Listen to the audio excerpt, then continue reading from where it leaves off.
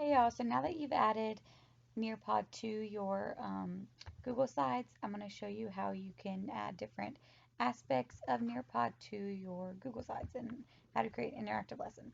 So my favorite thing to do is to use the collaborate button, and all you do is you make sure that you have done your add-ons, right? Let me show you this first. Let's do a reminder. Go to add-ons, um, and then you want to make sure your Nearpod is open, and when you click open Nearpod, it'll pop up on the right hand side. So now you can pick which item you want to add into a slide.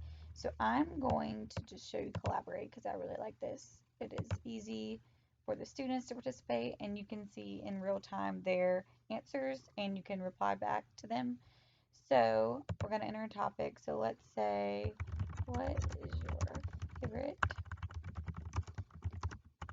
TV show? So you're just going to enter a topic, and then you can pick which style you want down here. If you want like the corkboard, or if you like the chalkboard, whatever you want, you can enter it. So we're going to save it.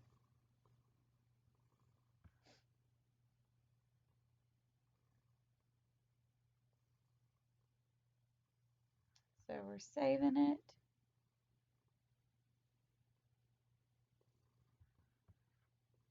It's loading right here.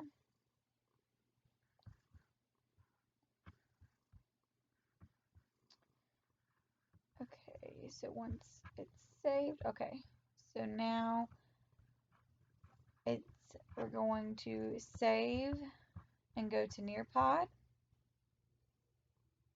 and this will open it up in Nearpod, and this is where we can get the link. So it's saving our information of our new lesson, or just our little check-in if you want to use it as a check-in or an exit slip.